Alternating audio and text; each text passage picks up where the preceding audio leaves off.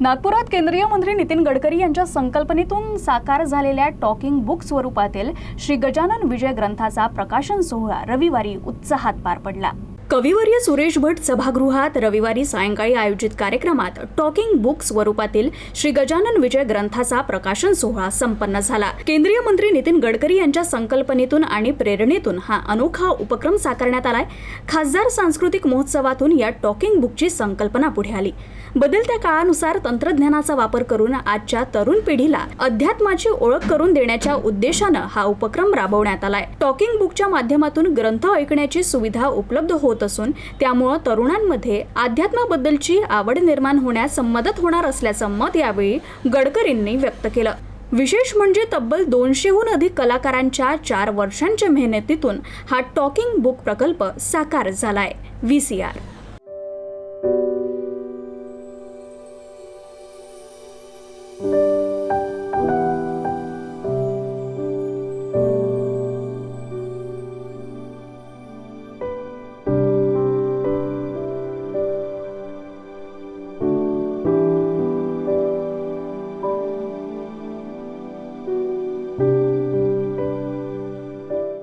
आणि या भक्ती महोत्सवामध्ये देखील खूप रिस्पॉन्स मिळाला।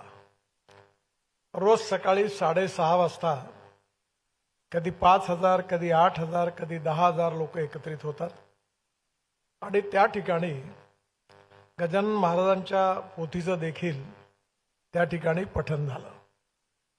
दररोज नवीन नवीन विषय असतो आणि त्यावर अनेक भक्त भाग घेत असतात आणि त्यावेळी स्वाभाविकपणे हे कार्यक्रम करत असताना 3 गोष्टी खूप चांगल्या घडल्या। आम्ही असं ठरवलं की रामदास स्वामींचे मनाचे श्लोक आणि वंदे मातरम हे 30,000 विद्यार्थ्यांनी एका वेळी एकाच मैदानावर गाण्याचा कार्यक्रम झाला आणि तो Guinness book of world record झाला।